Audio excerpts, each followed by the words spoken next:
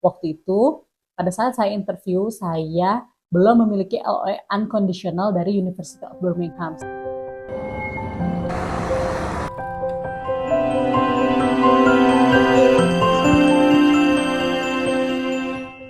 Halo teman-teman semua, welcome back to my YouTube channel.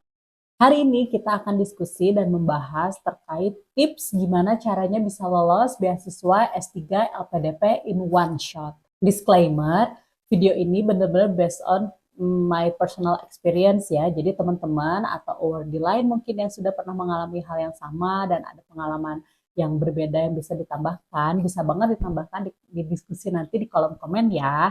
Oke.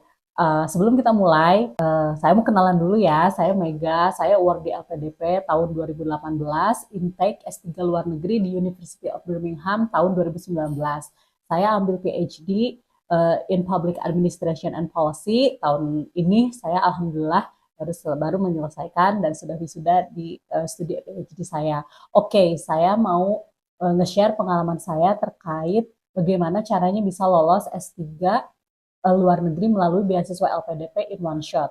Yang pertama, kalian harus pahami betul persyaratan administrasi dan persiapkan semua dokumen-dokumen administrasi yang dibutuhkan jauh-jauh hari. Nggak bisa kayak tahu bulat dadakan, dipersiapkannya geradakan semalaman, nggak bisa ya teman-teman. Pastikan kayak misalkan IELTS, teman-teman harus paham IELTS yang dibutuhkan berapa dan itu dipersiapkan jauh-jauh hari. Kalau misalkan yang sudah memenuhi, alhamdulillah. Yang belum memenuhi mungkin kan harus mengejar target dulu, apakah harus 6,5, kalau misalkan untuk saya PhD harus 7.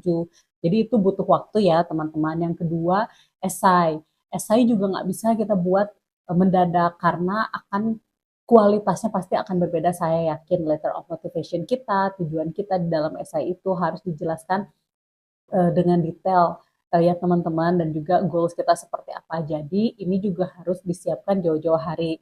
Yang ketiga, untuk S3 riset proposal. Riset proposal ini kita harus sudah punya, walaupun masih sangat raw, masih di awal, tapi itu key ideas-nya itu dan key argumennya kita harus sudah ada. Jadi dipersiapkan juga riset proposal, serta kalau untuk PNS, karena saya pribadi PNS, disiapkan juga jauh-jauh hari izin dari atasan, minimal sudah bisa sounding ke atasan bahwa teman-teman akan ikut beasiswa LPDP. Jadi untuk pengurusan izinnya akan jauh lebih mudah. Karena ada beberapa teman PNS yang lainnya di tempat lain, dia sudah siap dokumen administrasi untuk mendaftar LPDP, tapi ternyata tidak diizinkan oleh atasannya untuk kuliah. Jadi kan sayang banget ya. Jadi untuk hal ini juga bisa dipersiapkan jauh-jauh sebelumnya. Oke, itu yang pertama ya, persiapkan dokumen administratif jauh-jauh hari. Yang kedua, pada waktu itu saya ada tes komputer assisted test, ada CAT. Jadi kita ada tes psikotes, kemudian ada essay on the spot juga. Jadi mungkin teman-teman bisa mulai pahami dan belajar, make yourself familiar with this type of questions, kayak psikotes seperti apa, soal-soal verbal, logika, numerik, analogi, sejenisnya ya. Pokoknya tipikal tes psikotes juga teman-teman harus sudah mulai belajar. Saya nggak tahu saat ini masih ada essay on the spot atau enggak. Kalaupun ada, nanti teman-teman harus bikin essay on the spot in English. Jadi itu juga harus mulai dilatih.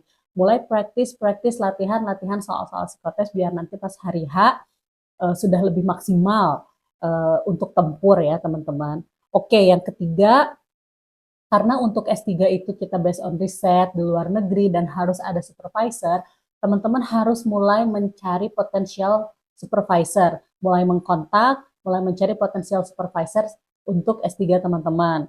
Cara-carinya, mungkin teman-teman bisa mencari pertama tujuan S3 teman-teman mau ke university mana dan mau ke negara mana. Lalu teman-teman mencari dosen dan atau profesor yang memiliki riset interest yang sama dengan teman-teman dan juga expert di bidangnya. Sudah mulai harus kontak, jadi jalannya beriringan ya. Yang keempat, pahami betul riset proposal teman-teman. Jadi untuk teman-teman S3, karena kita pasti akan based on research nanti kuliah kita, maka dari itu teman-teman harus benar-benar paham riset proposal teman-teman. Yang pertama, novelty apa yang akan ditawarkan, research key apa yang akan teman-teman address, kemudian key theoretical yang akan teman-teman gunakan, dan metodologi yang akan teman-teman pakai untuk data collection dan analyzing data. Jadi, yang poin keempat, harus benar-benar memahami riset proposal kita, karena pengalaman saya ketika interview, riset proposal ini, pertanyaan terkait riset proposal ini sangat banyak dan saya benar-benar agak dikuliti terkait riset proposal ini. Jadi benar-benar harus minimal key ideas dan key argumennya kita tuh kita harus sudah tahu dan paham ini riset mau gimana. Yang kelima, setelah teman-teman lolos misalkan nanti seleksi psikotesnya, nanti teman-teman bakal lanjut ke interview. Jadi teman-teman harus mulai cari tahu, tanya ke wordy lain, teman-teman, googling, dan lain sebagainya terkait list pertanyaan interview LPDP. Dan untuk teman-teman yang tujuannya S3 luar negeri, biasanya interviewnya itu akan in English, karena pengalaman saya full in English interviewnya.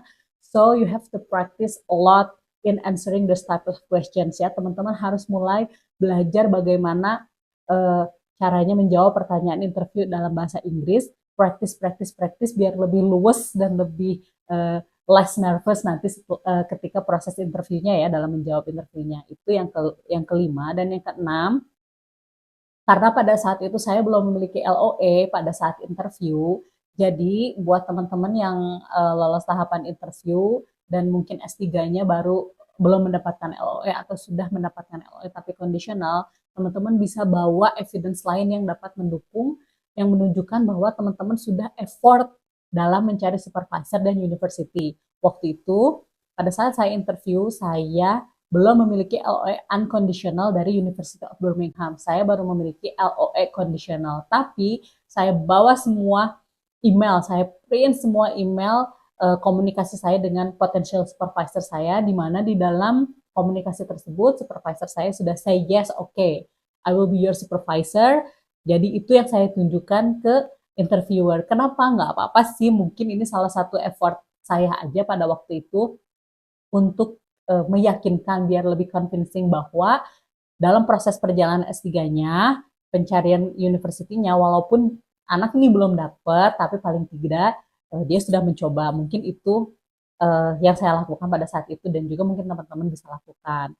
Oke teman-teman, mungkin itu tadi 6 tips yang bisa saya share ke teman-teman terkait gimana sih caranya biar bisa lolos beasiswa LPDP untuk tujuan S3 luar negeri.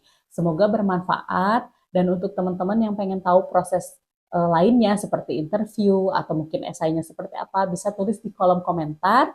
Nanti mungkin saya akan bikin video selanjutnya dan kita bisa sharing dan diskusi terkait topik-topik yang dapat mendukung teman-teman dalam mencari beasiswa, terutama beasiswa LPDP. Good luck ya teman-teman semua. Terima kasih. Assalamualaikum warahmatullahi wabarakatuh.